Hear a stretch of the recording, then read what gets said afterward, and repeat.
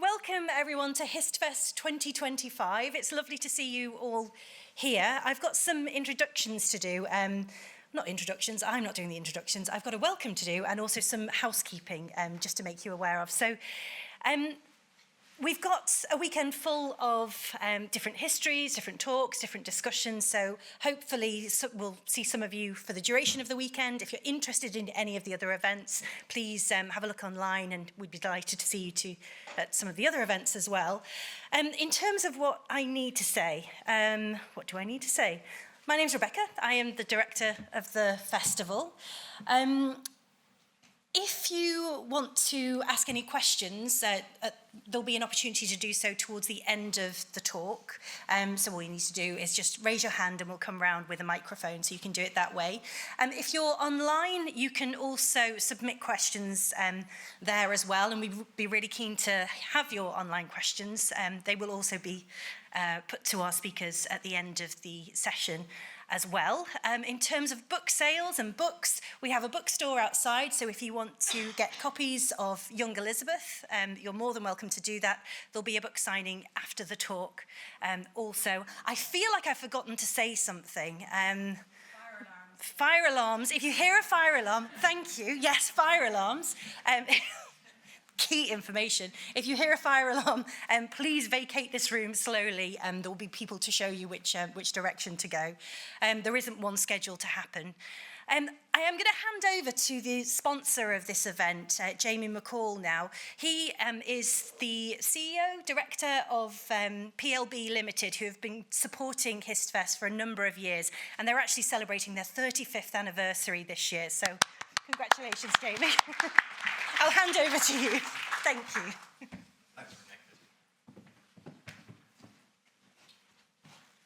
Thank you very much, Rebecca. So, hello, I'm Jamie McCall. I'm from PLB.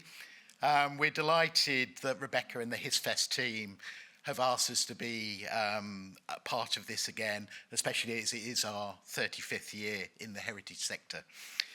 So it's fantastic to be in person and this amazing festival, and be the sponsor for the opening event, Young Elizabeth, Princess, Prisoner, Queen. PLB is a creative consultancy who design and deliver interpretation to engage and enthuse visitors about our shared history. We work with museums, historic houses, and galleries, and are currently working with St George's Guildhall in King's Lynn, the UK's oldest working theatre, and with historic records linking it with William Shakespeare and the Elizabethan era. So on to the session, and I have the pleasure to introduce our two guests. Our chair, Dr. Wanda Wyporska.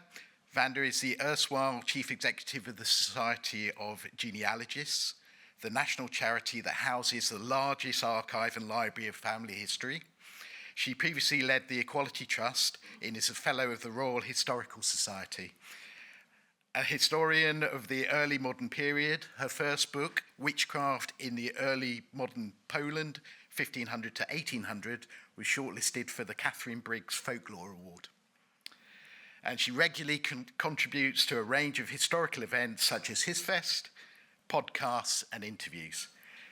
She was the Sturron Senior Scholar at the Hertford College, Oxford, and has lectured at a number of universities and is a regular keynote speaker. She will be speaking with Dr. Nicola Tallis. Nicola is an independent author and historian and a Fellow of the Royal Historical Society. She has worked as a curator, researcher, and lecturer, and specialises in the use of jewels in the late medieval and Tudor England. Nicola has spoken at many prestigious events and venues, including the Emirates Festival of Literature, the Tower of London, Hampton Court, and the National Archive. She has made numerous television and radio appearances, including the BBC's Who Do You Think You Are?, Channel 5's The Vikings, and The Gunpowder Plot, along with Channel 4's Frankie Boyle's Farewell to the Monarchy. Nicola is the author of 5 books, and her latest, Young Elizabeth, Princess, Prisoner, Queen, was the book of the week in the Times. So please, could you give them both a very warm welcome?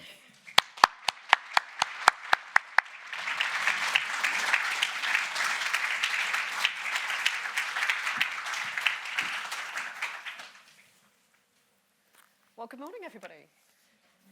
You can answer. Audience participation. So we've all had time for a coffee this morning, so there's no excuse. It's an absolute delight to be here again at HistFest, and huge thanks to Rebecca and the team for giving us all this opportunity to get together and talk about and hear about all of the things in history that we love, and to find things that we didn't know we loved. So welcome, and it's a delight to chair this first session.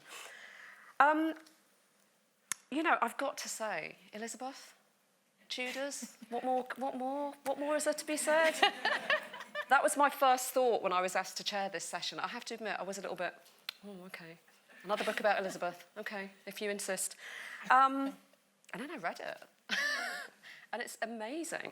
And it really, you know, that focus on those early years really tells us a lot more. And I think what's interesting is that we kind of know how it ends. So reading about the beginning, knowing what we know, is really a really different experience. So it's just been, I've really, really enjoyed, and I take it all back about what more is there to know about the Tudors, possibly their cats. I'd be there for that. And then when we look at the book, there's a star cast of reviews there, which actually is almost the same as the guests that have been at HistFest over the last couple of years. So it just shows you the calibre of HistFest and the calibre of, you know, the people who are reviewing the book and the historians that have given it such great reviews. But I have to say, to paraphrase Mrs. Merton, what attracted you to the glamorous, rich, long-reigning Gloriana? Well, no, that's a great question to begin with. And I think I have been really fascinated by Elizabeth since I was a young child as well. And when I say fascinated, perhaps goes to a different level, because not only did I have posters of Elizabeth on my walls as a teenager, which is slightly weird, I know, and some of you may have seen, I posted it all over my Instagram account, that when I was 14, my mum made me the most beautiful Elizabeth I cake, and she hand-painted Elizabeth as she appears in the famous, I know. You can imagine what my friends thought when this cake's cut at Happy Birthday. Oh, gosh. I think they thought, we're not at school now. But so, yeah, it's true to say there's something about Elizabeth that has really captured my imagination since I was very young. And you're absolutely right. When we think about Elizabeth now, we think of her as Elizabeth I. We know how that story ended. And originally, I was actually commissioned to write a full biography of Elizabeth, and which was, now it feels quite stupid, but it was stupidly my idea. And I thought my publishers would say, no, absolutely not. What more is there to say about Elizabeth? And they went, oh, yeah, go on then. Sounds good. And I thought, And I got about 10 months into this project. It was just pre-lockdown, so I signed my contract in January 2020. A couple of months later, the world comes to a standstill, and suddenly I can't get into wonderful places like this to research. And it just didn't work. Sometimes I think you start working on projects and something just doesn't click. And that was the feeling I had about this biography. And I actually realised that part of her life and her story that I was most interested in telling was those early years when queenship was unknown, and when Elizabeth's path in life was completely uncertain. So I think I'm really glad that I made that decision. I'm really glad that it went wrong. And, well, hopefully in the end it didn't go wrong. But I'm really glad that I did just concentrate on that sort of build-up and that pivotal part of Elizabeth's life. Because I think in so many ways also it is almost an overlooked part. We tend to say, yes, Elizabeth was born, Henry VIII's daughter, Anne Boleyn. Anne Boleyn has her head cut off. Elizabeth, you know, she's 25 then, and she becomes queen. And then we move on to the Virgin Queen, Gloriana. So I'm really glad that I had that opportunity to look at how her early life and her early experiences shaped her. Hmm. I mean, I'm presuming you didn't have any friends left after that birthday party. Other than the history I don't think they came over to see what the 15th cake was going to be. So, yeah.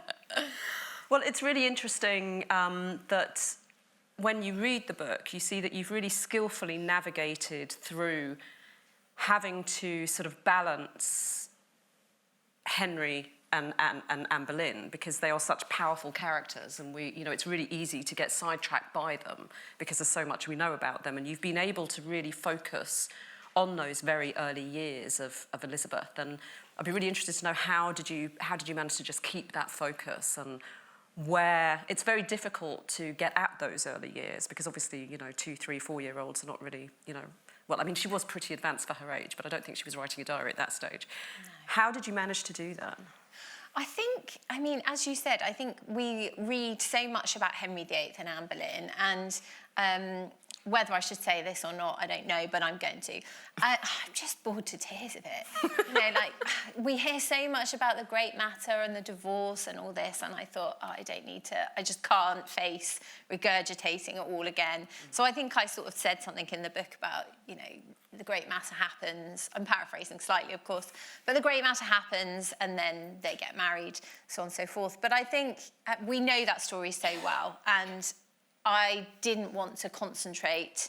I wanted to concentrate on Henry and Anne in so much as looking at the role that they played in Elizabeth's life.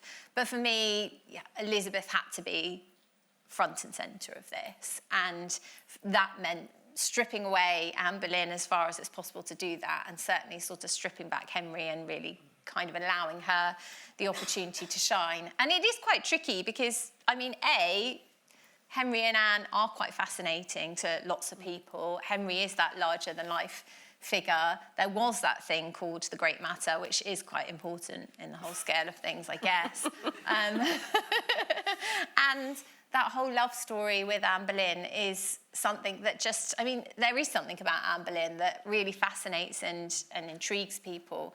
But I think it's harder to get at Elizabeth in those earlier years as well, because certainly when Anne Boleyn is on the scene, there isn't a great deal of source material available, and so you have to look at other things. You have to look at where she was living, the people who were surrounding her, what that can tell us about her instead. So I hope that I got that balance right. But it's always tricky trying to navigate those paths with people who are so well known as Henry and Anne. And I think, one of the things that fascinated me as well as a historian is, and you've alluded to that, is this variety of sources that you used. You used textile, material histories, jewels, paintings, but I don't think I've ever read a book that has gone into so much detail about jewels, which was quite fantastic. I feel like there should be a sort of, additional pack you can buy with all of the paintings and the pictures. Idea. That's a good idea. Yeah, royalties for that. But how did you manage to piece those things together? There's a lot of different sources there. And that was absolutely a jigsaw to put together for those to help the research into those early years. Yeah, I think for me, I find that I can't write about a person without being in the spaces that they once occupied. And that's always a really key starting point for me, is going to visit those places that Elizabeth spent time in. And in some senses, we're a bit restricted. We don't have Greenwich Palace anymore, where Elizabeth was born. We don't have the Palace of Whitehall anymore, so on and so forth. But we do have some of the palaces where important events in her youth took place, like Hatfield, where her nursery was established when she was just 3 months old, like Hampton Court, where she attended her father's 6th wedding to Catherine Parr in 1543. And so for me, being in those spaces and understanding the events that took place within Elizabeth's lifetime in those spaces gives you a real sense of immersion with the past and a connection with your subject. So that was something that was really important for me to do. And then, yes, jewels, there's just no getting away from them. That is it's very much a part of my background. And I kind of just happened to stumble across one day this design for a jewel in the British Museum archives. by Henry VIII's court artist, Hans Holbein, who paints all of those iconic portraits of Henry at the height of his power and many of his courtiers and wives and things. And it was just, there are lots of designs for jewels that Holbein created, but there was one in particular that really struck me, and it was shaped like a scroll, and it had pearls and diamonds. We don't know if this was ever made, it's just a design. But across the front, it had the inscription of My Lady Princess. And previously, it had been suggested that this might have been designed for Elizabeth's half-sister, Mary. But to me, I mean, who knows? I can't prove that this was created with Elizabeth in mind, but I think that it is likely because, Holbein was patronised by Anne Boleyn, Elizabeth's mother, and also at the time that he was working in England, really the only person who was technically allowed to use that title of My Lady Princess was Elizabeth. So that was really amazing to get this sense of, the sort of finery and the trappings that Elizabeth might have become accustomed, or would have become accustomed to when she was just a child. And I don't think anybody else has made that connection with that particular piece, so that was quite potentially exciting. And sorry, I'm going on and on about jewels now, and I will move on. Perfectly fine. And then, yes, there are lots of documentary sources. We've got, Anne Boleyn's accounts for the last year of her life, or part of that last year of her life, when we see she's busy ordering clothes, and especially really expensive, nice clothes for little Elizabeth. So, she's ordering her a nice little cap, but then the cap doesn't fit, so the poor man who's made the cap, he has to go to Greenwich again to remeasure her head. I mean, how very dare she, this little child growing so quickly.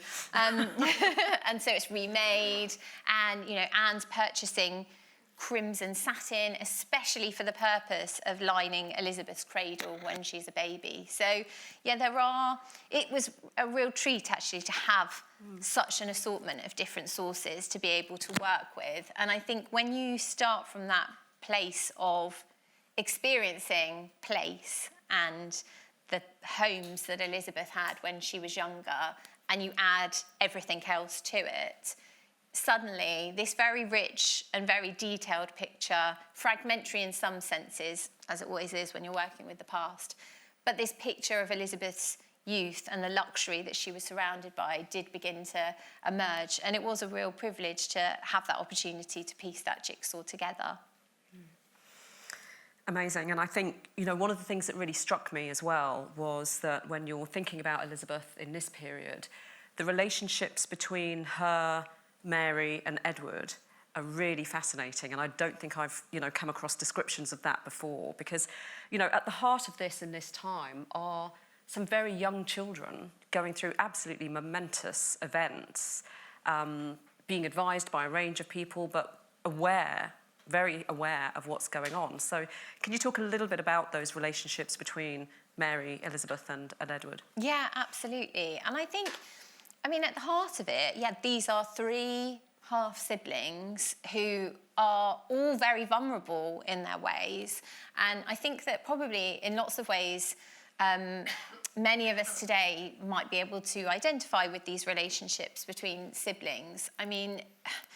Poor Mary, I think it's a real tragedy. She does get a hard press in history, Bloody Mary, such a myth. And I think actually there's been this kind of tendency to pit Elizabeth and Mary against one another, and we really shouldn't be doing that. Unfortunately, later the relationship does go sour, but to begin with, I say to begin with, when Anne Boleyn's out of the picture, just her. Just that great matter of the great matter. Great matter, yeah. After that, the relationship between these two half-sisters does actually begin to thaw, and they become very, very close. And I do think that it is a massive shame. I really genuinely think it's one of the greatest tragedies of both of their lives, that relationship between Elizabeth and Mary does end up going badly wrong, because it did have the potential and was at one time so close. because Mary is sent to Hatfield to live with Elizabeth when Elizabeth is 3 months old. And Mary's 17, so there's a huge age gap between the two of them. And yeah, to begin with, it's not great at all because Mary's been displaced from the line of succession, and Anne Boleyn is pretty awful to Mary, it has to be said. But then when Anne is removed, it's almost like Mary steps into the role of a mother for Elizabeth, and we see these really touching glimpses in Mary's accounts to Elizabeth where, you know, as she's growing, Mary is buying things like silver thread for Elizabeth to embroider a box with, and she's giving her pocket money to play cards with, and she, like you do. Mary was a great gambler. Actually, so is Elizabeth later on. Maybe that's where it came from. And all these sorts of really nice insights, and Mary's making gifts to the women who are looking after Elizabeth. So it's really quite touching, and that relationship continues to grow when Edward is born in October 1537. And, you know, Elizabeth's also very close to Edward, partially because they're closer in age, there's just 4 years between them, but also both of these young children have lost their mothers at a very young age and in traumatic circumstances. So they are very much bonded. And it's not until the three siblings get older that cracks in these relationships begin to show. And initially the cracks are between Edward and Mary because of the religious differences. Mary's a fervent Catholic. Edward, as time will reveal, is a zealous Protestant. And Elizabeth, to begin with, seems to sort of be stuck somewhere in the middle. She's trying to lie low, trying to stay in the good graces of both her brother and her sister. And she seems to do quite a good job, to be fair. She navigates that sort of middle way quite well.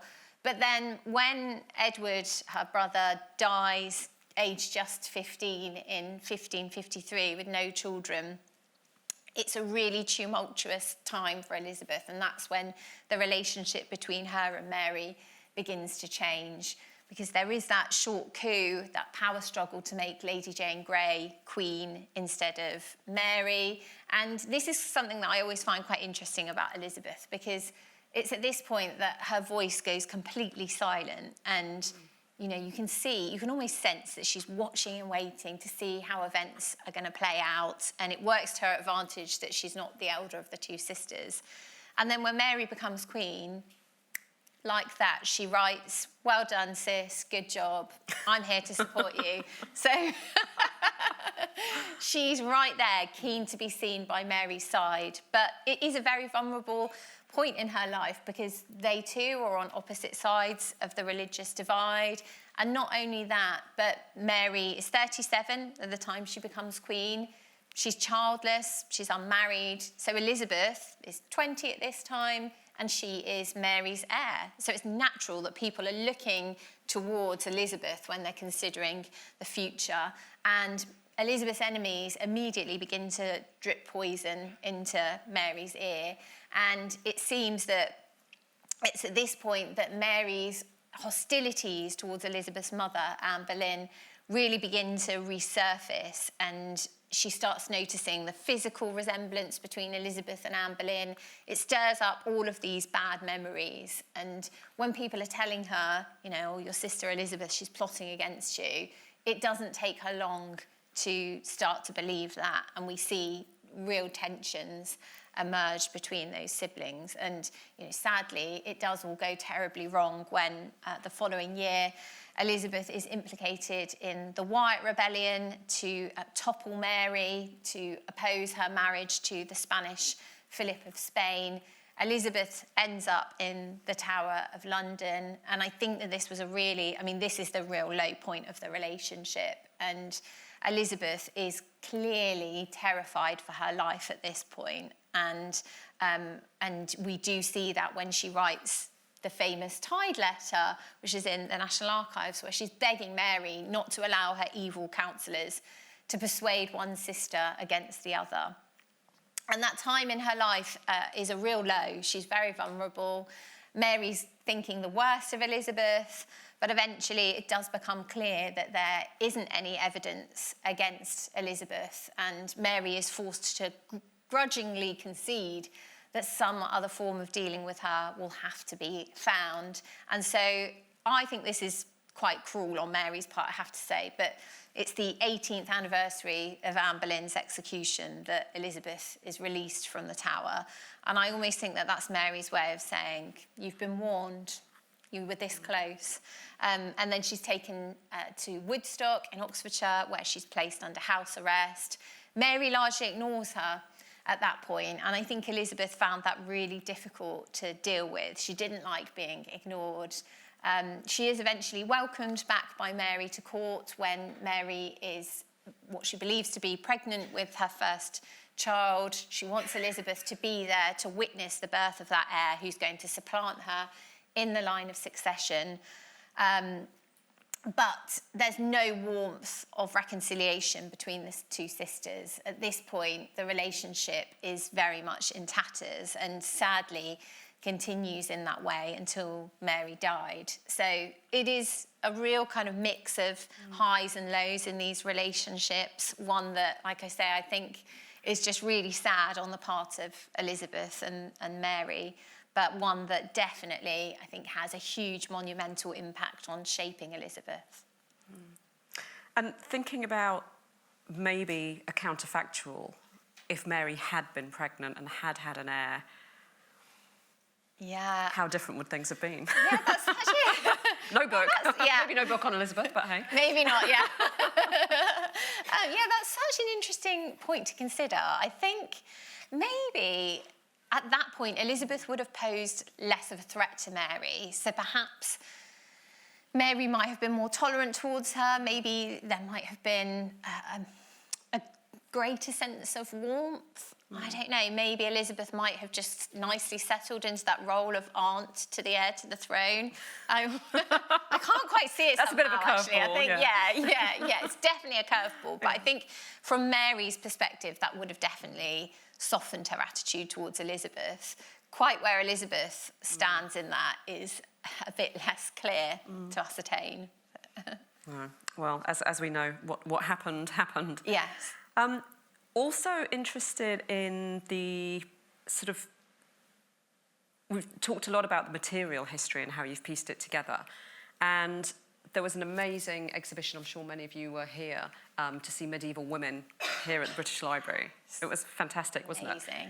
I mean, my personal wow moment is basically anything to do with Joan of Arc, and there was a signature of Joan of Arc, yeah. and also Eleanor of Aquitaine. There can never be too many books on Eleanor of Aquitaine, by the way. Are you going to do one, yeah? Well, tempting. So what was the kind of wow moment, the moment that made your heart flutter in all of the research? I mean, this book is absolutely meticulously researched. It absolutely is. But among all of that, what was the moment where you just kind of went, oh, yeah? Gosh, there were lots, actually. I think it was actually...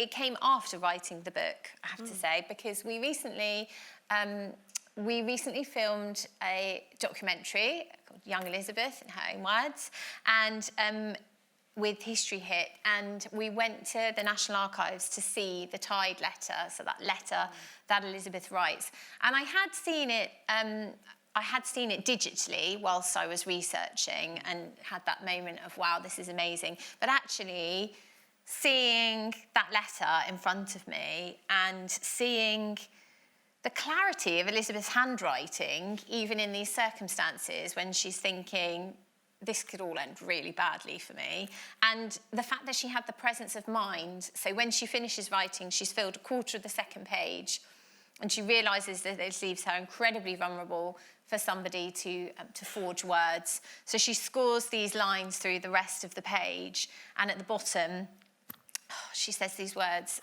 to Mary, this final plea. She says, I humbly crave but one word of answer from yourself. And I think just having that, this distance from me, I mean, I daren't breathe at this point, I say. I was so scared, history in my hands, quite literally. And I just think when you understand the circumstances and the context in which that letter has been written, it just takes on a completely different meaning. And I felt that quite a few times when I was looking at Elizabeth's letters here in the British Library, actually, and, you know, at points in her life when she was under huge amounts of stress and duress, and yet her handwriting remains impeccably clear. It's incredible, really. I mean, she had been schooled to write beautifully, but yeah, I think when you understand the context of these letters, it does just, it's just incredible. It's remarkable. Like I say, you are literally touching the same piece of paper that Elizabeth wrote on when she was in the greatest danger of her life, or, you know, when she was facing scandal at the court of her brother Edward. It's just extraordinary, and you can't beat that. And yeah, you can tell I'm getting really excited. I'm going to dash off and see one after this. And I think that's the amazing thing about being able to see the original sources, isn't it? I mean, I'm a huge, huge fan of digitisation. As a genealogist, you know, I can't just hop off to Barbados to look up things, and I can see things online. But I think there is absolutely nothing that beats, as you said, being in the presence of that and knowing that you're touching something. You know, am I the only person that goes around cathedrals and places and sort of just sticks a hand out and touches something, touches a grave while nobody's looking? I'm not, am I? No. We all do this. We all do that. Because it's that knowledge that it's of the time, and I can really imagine that. And I would also, just a big plug for the National Archives as well, because I have to admit, I was a bit surprised when I first started working in there that, you know, you could just go there and grab a manorial roll from 1350 or something and then have it out. No white gloves, obviously. No. But it is, you know, it is incredible to be able to access those records and you know, see them and touch them, feel them, and that's what brings it all alive, really, isn't it? Oh, yeah, definitely. It's a massive privilege. Actually, I have to mention quickly as well, and then we can move on. But no, please, take your time. But you're right, because digitisation is amazing. We're very lucky to have that. But when I was researching in the archives at Hatfield House, this was, again, when we created the film recently, and I'd seen some of the digitised copies of some of the things we wanted to see, but we were lucky enough to be able to go and see the originals, which was amazing. And thank goodness we did, because from the transcripts I had seen, I had no idea that when Elizabeth is facing interrogation for her involvement with Thomas Seymour, there's one point when she begins to set out her confession, and her interrogator, a man called Sir Robert Tyrwhitt, it's like he sort of got fed up with her, because he then takes over the writing kind of mid-sentence. It's almost like he snatched the pen away from her, thought, gosh, hurry up, girl, and he begins writing it instead. And I didn't get that sense of it from the digitised manuscript, which was just a transcript. So it was amazing to be able to go and see that. And yeah, as you say, you can't beat the originals. Beware of transcripts. I think we've all been there, haven't we? We've been there, yeah. Always essential to see the original. I'm really glad you mentioned Thomas Seymour. You might be the only one. Tell us more. I mean, the relationship, it's really fascinating to think about the relationships between Elizabeth and the stepmothers. Yeah. You know, because she has a series of stepmothers. Yeah. So to talk a little bit about that, which will obviously naturally move on to yes. Thomas Seymour. Yeah. So Elizabeth has 4 stepmothers, and I mean, that's quite some feat by the time that you're 10 years old to be attending your father's 6th wedding. And I always think to myself, well, I wonder if Elizabeth was thinking, when she turns up for her father's 6th wedding in the summer of 1543, it's the only one of her father's weddings that she attends, I wonder if she was thinking, wonder how many more there's going to be after this. Are there going to be more? Luckily for her, of course, there aren't. But yeah, her first stepmother, Jane Seymour, she doesn't really have a great deal to do with Jane. And there's been a lot of sort of speculation that this is because Jane was more interested in Mary. But it's clear that Jane did show some interest in Elizabeth. She buys clothes for her, so she wasn't completely overlooked and ignored. Anne of Cleves, there is also clearly some kind of relationship between them because Elizabeth is remembered in Anne's will when she dies. Catherine Howard, I think, was quite fond of Elizabeth, who was, Elizabeth's only 8 when Catherine Howard is executed for adultery. And I think, there are snippets of the two of them together.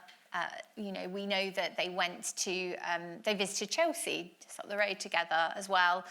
But it is really Catherine Parr who comes along in 1543 who has this monumental impact on shaping Elizabeth. And Catherine's very learned. She recognises that Elizabeth is also learned and does really do her best to try and nurture this. And she does really bring Elizabeth back into the fold of the royal family. And we see this most especially in the summer of 1544 when Catherine is acting as regent of England during Henry VIII's absence in France, and all of the children are brought to Hampton Court for the summer. And I do genuinely think that this was probably the happiest summer of Elizabeth's childhood, where suddenly she's with her stepmother, who she loves. She's watching her stepmother rule the kingdom on her father's behalf, and there's hunting, there's hawking, there's entertainment, there's reading, all these sorts of things. So it is like a nice happy family summer holiday, and then they go off to Woking and Eltham. It's quite nice, lovely really. And then Henry VIII dies, 1547. Elizabeth goes to live with Catherine Parr at Chelsea, and I think she was probably quite happy about that arrangement because she loved Catherine. Catherine had taken a huge interest in her, and this is really the first opportunity that Elizabeth has of a stable home. But then Catherine very rapidly, probably within weeks of Henry VIII dying, marries Thomas Seymour. And Thomas is the brother of late Queen Jane Seymour, also uncle of Elizabeth's half-brother, Edward VI. He is incredibly handsome, incredibly charismatic and charming, very popular. Lots of people are drawn to him. But there is another darker side to his character. He's also very arrogant, very reckless, very ambitious. And immediately after he moves into Chelsea, he begins paying these visits to Elizabeth's bedchamber in the mornings. And these visits later come to light after Catherine Parr's death when Seymour himself is under interrogation and he's eventually executed. But we've got quite a lot of details of these. And, these visits start at a time when Elizabeth's around about 14 years old, and we're told that he would come into her bedchamber. Sometimes she would be up, and on those occasions he'd just say good morning, be on his way. But there were other occasions when she would still be in bed. He would come in, we're told he would draw back the covers and smack her on the buttocks familiarly. So it's hugely inappropriate behaviour. It definitely, for me, it really highlighted Elizabeth's vulnerability, because when I was researching and writing this, it gives me chills now. My stepdaughter was that exact same age, and I was thinking about, I would look at her and it was horrendous. And Elizabeth was completely on her own, really. I mean, she has the women of her household, but other than that, and she has Catherine, but Catherine doesn't know what's going on to begin with. How can Elizabeth possibly confide in her? It does leave her incredibly confused.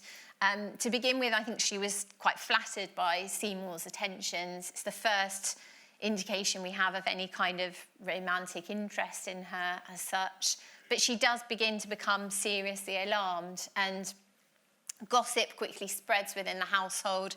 Catherine Parr does soon become aware of what's going on, and she begins by turning a blind eye to what's happening and even joining in. So we're told that on one occasion she would come in and tickle Elizabeth in bed with Seymour.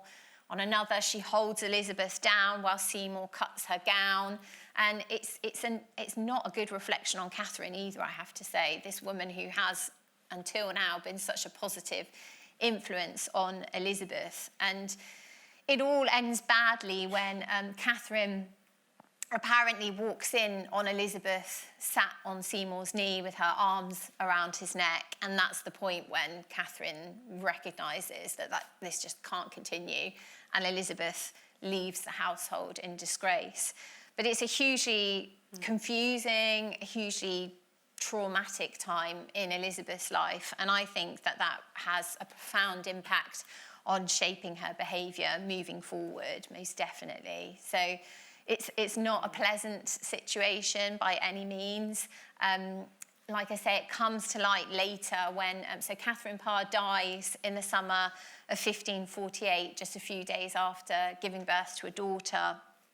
And then there's talk that Thomas Seymour is looking to replace Catherine with Elizabeth, something that it's clear that Edward VI and his council would never permit.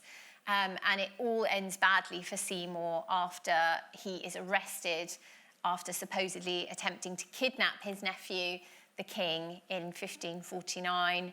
He is executed, and all of the details of this period in Elizabeth's life really come to the fore. And it is clear that Seymour's fate had a lasting impact on her, because she does later reference it in the Tide letter. So clearly it stayed with her, that memory of what had happened. And I think it does really highlight to her that she can trust nobody. And I think it's this that really helps to develop and strengthen her character and her own sense of caution, because I think she recognised early on that she could only really rely on herself and her own judgment. And I think that's, that is always the case, that what we find in history are those themes that are so relevant in everyday life, because human nature doesn't change, unfortunately. And I think it's really interesting that, certainly when I was studying the period, that Thomas Seymour was this dashing, handsome character who, obviously had a bit of an eye for the ladies. But when you go back to those sources that you've been talking about now, it paints such a different story. And that's why it is always worth going back and seeing, what are the sources and how do we reinterpret this? Because that's not the version that I think many of us came across when we were, looking at that. And I think it really shows, it gives us a deeper understanding of one of the reasons why she had such an aversion to marriage, not just the political aspects of it, but as a young girl at that age, having that experience, as unfortunately so many young women have done, it really, sank into her character, sank into her psyche, and to know that the person that had been closest to being her mother, in a sense, had turned a blind eye, is really distressing. So I think, we continuously find more to interpret in terms of her life. And I want to think about a little bit now about her as a political being, because from everything you've been saying and everything we know, from a very early age, she was a very political being and had to be to survive. Yeah, she absolutely did. I mean, when she was still a baby, she was being presented by her father as a marital pawn, basically. So there is this talk of a marriage for her with the son of the King of France, which is something that Anne Boleyn is very, very keen for, and it never happens. But I mean, Elizabeth it just goes to show, I mean, Elizabeth was brought out as a baby, completely naked, for the inspection of the French ambassadors so that they could report back on the fact that she's not deformed in any way and that she's perfect.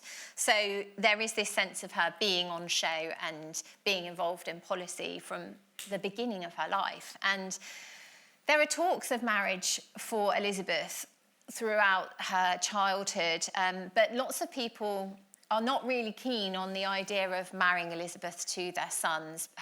And the reason for this is her mother, Anne Boleyn. That parentage really comes back to haunt Elizabeth. But I think in hindsight, perhaps it did her a favour in that sense, who her mother was. Lots of people, had recognised that Anne Boleyn had been executed for adultery, treason, incest, and they didn't want to be associated with the daughter of that at all. So that works in Elizabeth's favour. But then when her brother becomes king as well, there are talks of marriage for her then too. Again, those don't come to anything. But it's actually during Edward's reign that Elizabeth made her first known reference to her aversion to marry. So lots of people think that comes a bit later when she becomes queen, but it does happen earlier on that she makes that comment that she has no interest in marriage whatsoever. And I think, who can blame her by that point? She's seen the way that her father's used and discarded his wives. She's had that awful experience with Thomas Seymour. It's no wonder she doesn't want to get married. Had Edward insisted that she marry, or had Mary insisted that she marry, she wouldn't really have had any choice. She would have had to do that. So she is most definitely being used as a political pawn in these games of diplomacy throughout the reigns of her father, her brother, and Mary as well. So when Mary goes on to marry Philip of Spain, he's really keen to marry Elizabeth off to his supporter, Emmanuel Philibert, the Duke of Savoy. And I think, had Mary really insisted that happen, it would have done. Elizabeth declares that she's not going to marry him at all.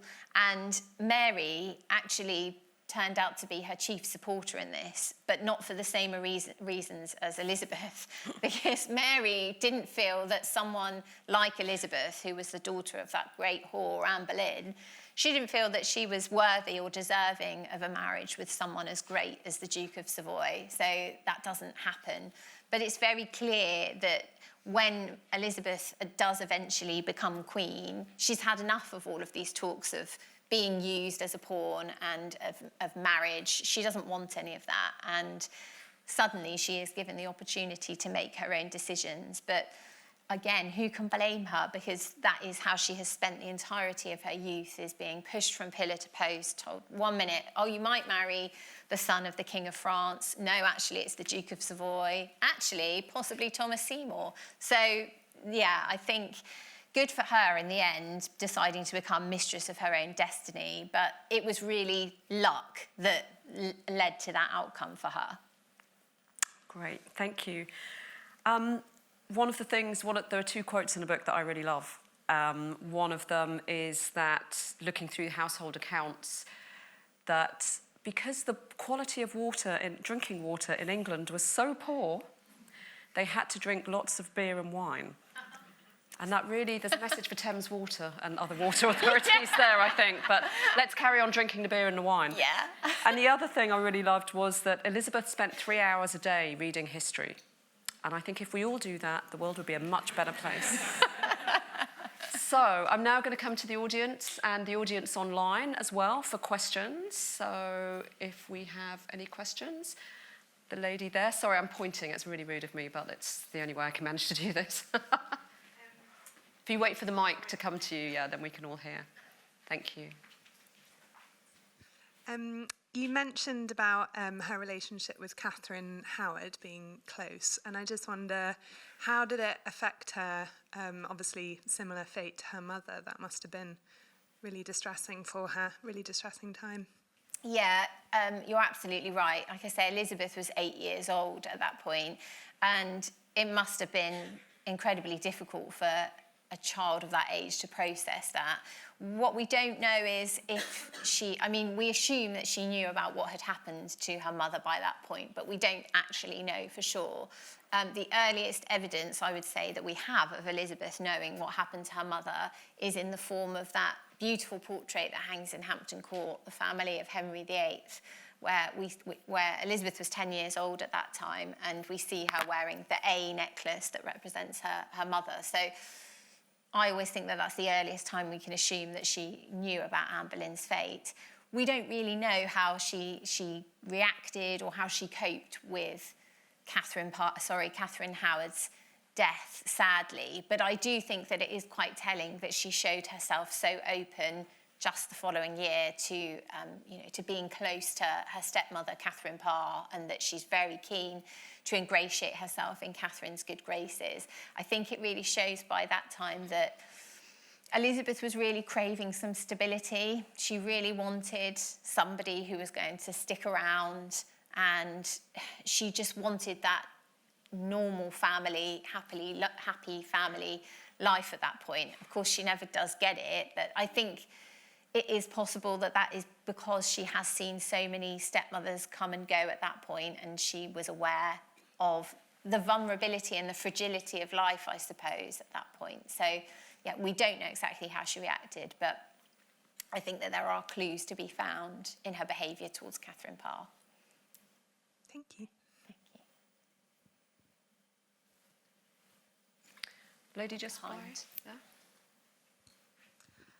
I'm just wanting to ask a question about Elizabeth and her time in prison, because I'm guessing this is around the time where she meets Robert Dudley. Do you think for both of them, they both come from families which have been disgraced, with Dudley since his grandfather under Henry VII, and Elizabeth, do you think that's what attracted them to each other, knowing that they're both seen quite terribly from everyone in Elizabethan society? And why do you think that relationship endures for so long?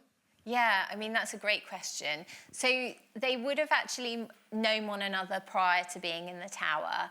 We don't know exactly when Elizabeth and Robert Dudley met, but certainly they would have known one another from their time at the court of Edward VI. We know that Robert Dudley is there quite a bit, and so Elizabeth would have known him from there, if not before. We don't actually know if Elizabeth did ever meet up with Robert Dudley whilst they were imprisoned. I would say it's probably quite unlikely, but I think most definitely their experience as Tower prisoners would have bonded them. So Robert is imprisoned in the aftermath of the failed coup to make Lady Jane Grey Queen. I think that he probably would have experienced what Elizabeth experienced in terms of that whole fear of wondering if you are going to live or die, because he had seen his sister-in-law, Lady Jane Grey, and his own brother, Jane's husband, Guildford Dudley, executed, and he must have wondered, is this going to be my fate too? So I think that that was something that did really serve to bond them, was their shared yet different experiences of imprisonment. I think ultimately Robert Dudley was very handsome and and very, very charming. And I think that that is what really drew Elizabeth to him. He was also, like her, he'd been very, very well educated. So they had strong scholarly links. And I just think, that he was very, very likeable. I like Robert Dudley a lot. I think there's a lot to be said, in case you haven't guessed. He was also on my walls when I was growing up. Oh, now it comes out. Exactly. Was there a cake? So there was no cake.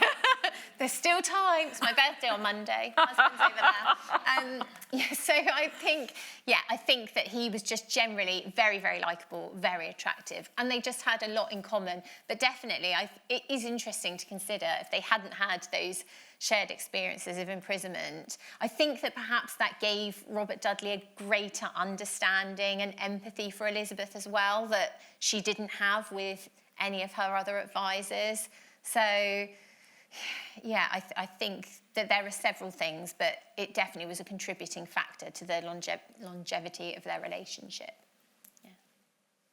I'm really glad we got Robert Dudley in, because he had to come up somewhere, didn't he? He had to come in somewhere, yeah, absolutely. Perfect timing. Thank you. More questions. Do we have any questions online?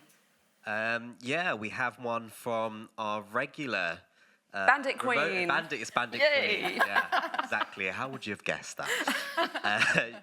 Bandit Queen asks, Nicola talked about the portrait or the painting of the Henry VIII's family, and Bandit Queen asks, can Nicola shed any light as to the necklaces the two princesses, so Mary and Elizabeth, are wearing? Yes. Sorry, I said that as if I've got the definitive answer, and I haven't. I have got a theory as to this, though. So both girls, so Elizabeth, I mentioned she's wearing this A, which it's always been presumed came from her mother, who had this known fondness for initial jewellery. And Mary is wearing a cross necklace. And again, we know that when her mother, Catherine of Aragon, died, she didn't have much in the way of jewellery left to bequeath, but one thing she does bequeath to Mary is a cross. Now, it has often been said that perhaps Elizabeth chose to wear this necklace as a sign of teenage rebellion against her father, who perhaps he was furious when he saw her wearing this in the painting. But to me, that doesn't stack up. It seems inconceivable that, A, Elizabeth would have dared to have done this and dared risk upsetting her father in that way, and she did idolise him. And B, how could Henry not notice? So I think that my theory on this is that those necklaces were chosen by Henry as part of a deliberate strategy to highlight that, yes, these are my daughters, hence why they're included in these portraits, but they're illegitimate. I don't consider them really as heirs to the throne. They're in the line of succession, but they're the backup. Edward's here, he's next to me, the girls are on the outside, and those jewels, which perhaps came from their mothers, were a way of highlighting that they were illegitimate and their association with, a marriage that Henry didn't consider valid, and one, with someone who had committed adultery, incest and treason. So that's just my theory on those necklaces. We're back to the jewels, aren't we? I know. So much to be discovered from jewels. I could go on and on about them all day. Any more questions from the audience here? Yes, a lady here.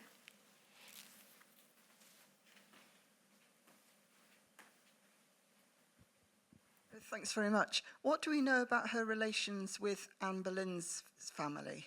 Yeah, that's another really great question.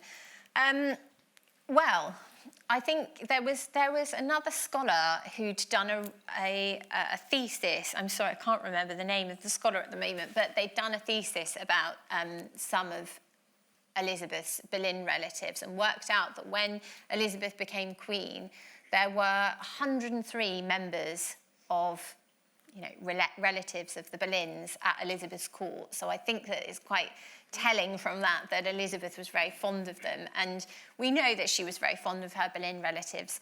When Anne Boleyn was executed, obviously her brother George was executed at the same time. So there was just Mary, the other Boleyn girl, who survived. We don't know anything about Elizabeth's relationship with Mary, or if she ever came to know her.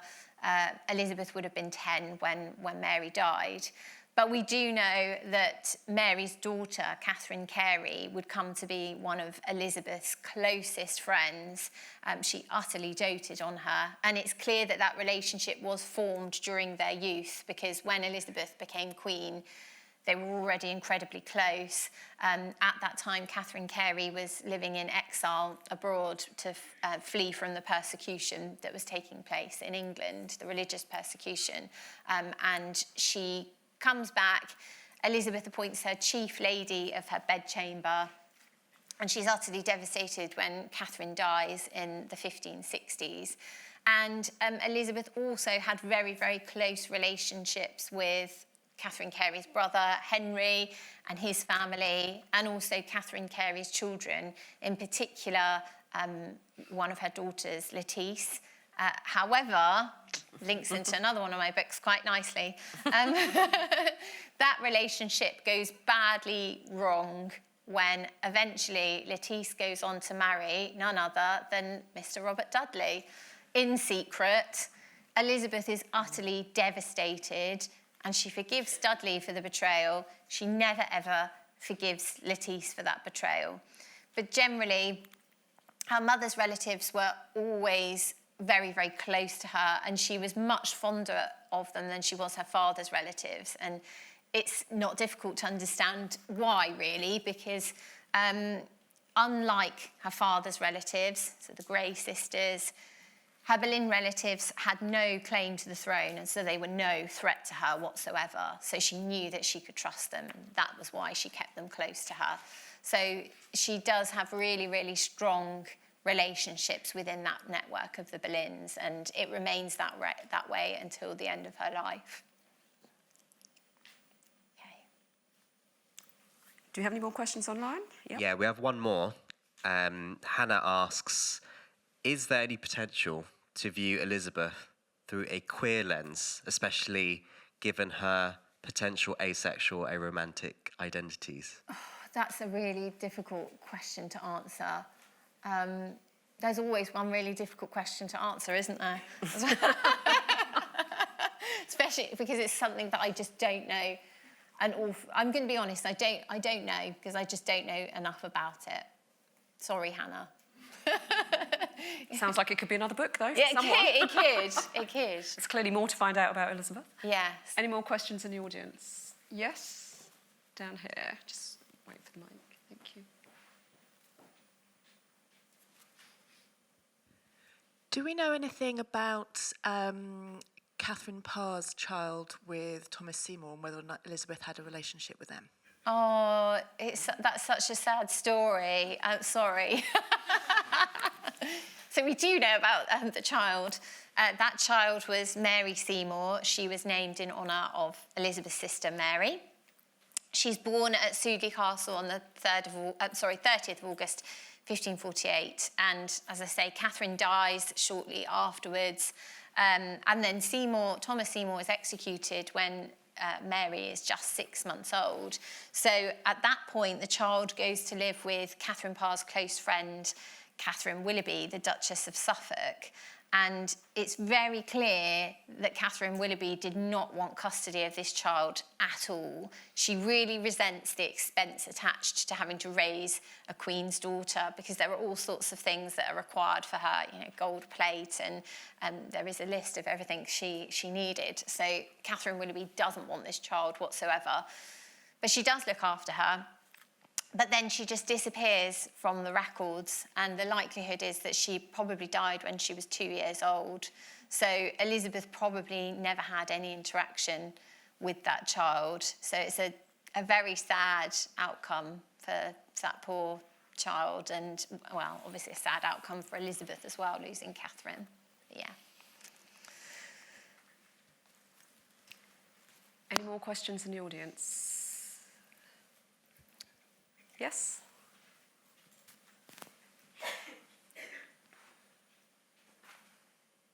Thank you. I know it's a pretty broad question, but can you elaborate a little bit more on Elizabeth's education, early in adulthood, and if you can, how that would have basically differed radically from a boy's education? Yeah, I mean, that's a really good question.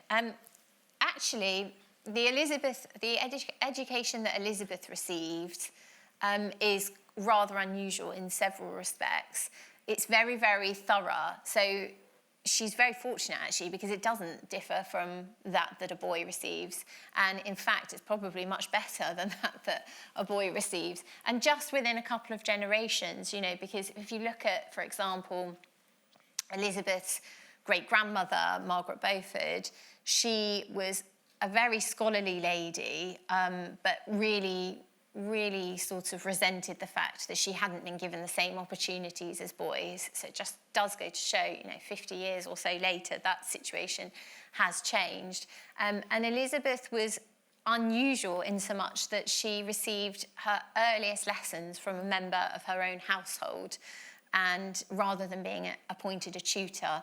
And that was a lady who, I'll say her name and everyone will go, oh yes, her. It's Cat Astley, or Catherine Champenown. She's very much at the forefront of the Seymour scandal. And do you know who I'm talking about or not? Oh yeah, you do, okay, fantastic. Yes, so she is Elizabeth's governess. She is also a very scholarly woman. And I think it says a lot about her as a person and her credentials, the fact that Henry VIII entrusted a woman like Kate, to deliver his daughter's education rather than appointing her a tutor. He obviously felt that she was a woman of remarkable ability. And we do know that Elizabeth has appointed a special tutor to help her craft that beautiful italic hand that she has right from the beginning of her life. But then it's Henry VIII's decision, but probably with Catherine Parr's guidance, that when Elizabeth is about 10, 11 years old, for the very first time she's appointed a male tutor of her own in the form of a gentleman called William Grindal, who was Cambridge educated. And Prince Edward is also appointed a tutor of his own at this time. So it's clear that there is more, that there is focus being given to the royal children's education. And I mean, Elizabeth is taught obviously to read and write. She adores history. We've already spoken about the fact she liked to read it for 3 hours a day. And she was also incredibly proficient in languages. I mean, something that I find truly extraordinary, it's here in the British Library, is that when she was 12 years old, she made a gift to her father of a translation of one of Catherine Parr's books. And like I say, she's 12. This gift isn't just in one language, it's in 3, French, Italian and Latin. And you look at it, it's word perfect as well, and think this is a 12-year-old girl who was proficient in these languages at that point in her life. That is extraordinary. And really, the only one of her contemporaries who compares to her, who apparently surpasses her in ability, is her cousin, Lady Jane Grey. So she does receive an extraordinary education, and she continues with this right through the rest of her life. We know that she was very, very keen on her scholarly pursuits. She's also interested in maths and philosophy. She learns those things too, but it's history and languages that are her real strengths. So, yeah, you're welcome. Any more questions online? No? Any more new audience? Yes?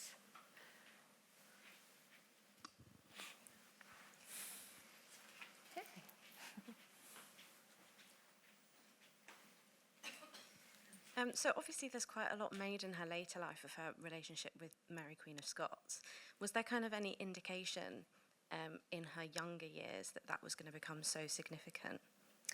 No, absolutely not. So, Elizabeth doesn't really, as far as we're aware, there's no interaction between her and Mary. Why would there be, I suppose, because Mary's living in France at that point. And no, because the other side that we have to consider at that point is that when Elizabeth's growing up, Mary is growing up, it's thought that Mary is going to go on to become Queen of France. She does for a brief time, of course, but that she will live in France and keep herself very much to herself, perhaps pop in on Scotland now and again, but no. As you do. No, as you do, yeah, exactly. So no, there's no indication of tensions whatsoever. The only thing that I think potentially may have left Elizabeth a little shaky is that it's clear, even when Mary didn't produce the child, she is doing all that she can to try and prevent Elizabeth succeeding. And she looks at the possibility of her cousin, Lady Margaret Douglas, who was the daughter of Henry VIII's sister, Margaret. She looks at the possibility of her succeeding. So Mary is kind of looking to the Scottish line that Henry VIII has actually cut out from the succession. And perhaps I think that might have made Elizabeth a little bit nervous. But no, certainly no evidence of that later famous rivalry. One last question. Oh, now everybody's putting their hands I know, up. I'm like, oh gosh. I am going to go, this is very unusual, I'm going to go to a man because we've had lots and lots of women asking questions, which is fantastic. So I feel we need a little bit of a gender realignment here. So we're going to come to you there.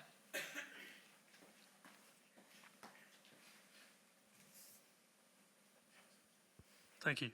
You said about Elizabeth idolising Henry. How? Given what went on. Yeah, I mean, that's $1 million question and we'd all like to know.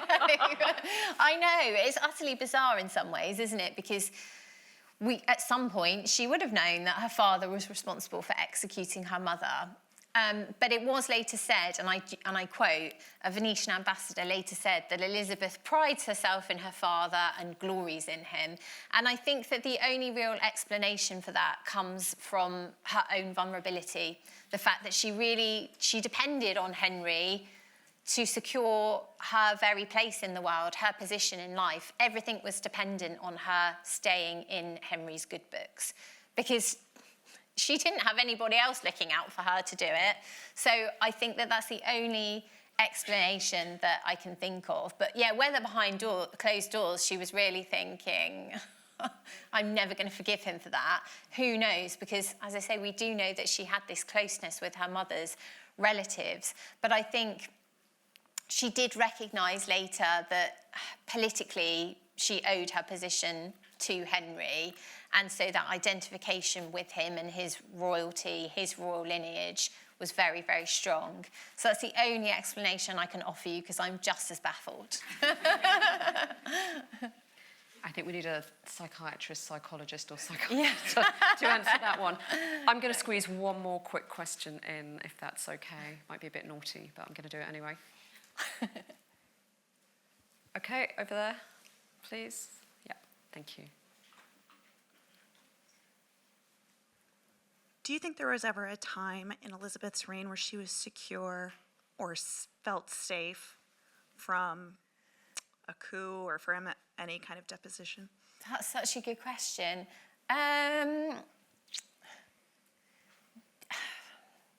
Maybe, no, actually, no. No, I don't. I think to begin with, all of her life really, she's plagued by the idea that she's illegitimate. And I think that must have, even though she has a strong sense of her own identity and her own self-worth, I think that was something that did really sort of plague her and undermine her, because, to begin with, well, Philip of Spain is always really plotting against her, but there are always rival contenders for the throne really pushing themselves to the forefront.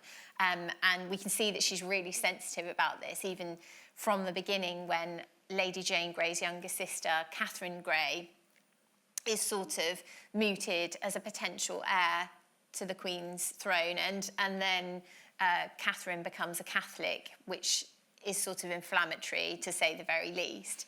But it does become 10 times worse in 1570 when Elizabeth is excommunicated, and the Catholic community are basically told that if anybody wants to murder Elizabeth, then it will be a good thing. So, no, I think her whole life was really littered by instability, anxiety and insecurity. I don't think there's ever a point when she could really just rest on her laurels and think, I've got this. No. Which is a really sad way to end, Yeah. in a sense, isn't it? A life of insecurity, which I think nobody would wish on any of us. Thank you so much for brilliant questions. And I think we all need to give Nicola a fantastic round of applause. What a great time.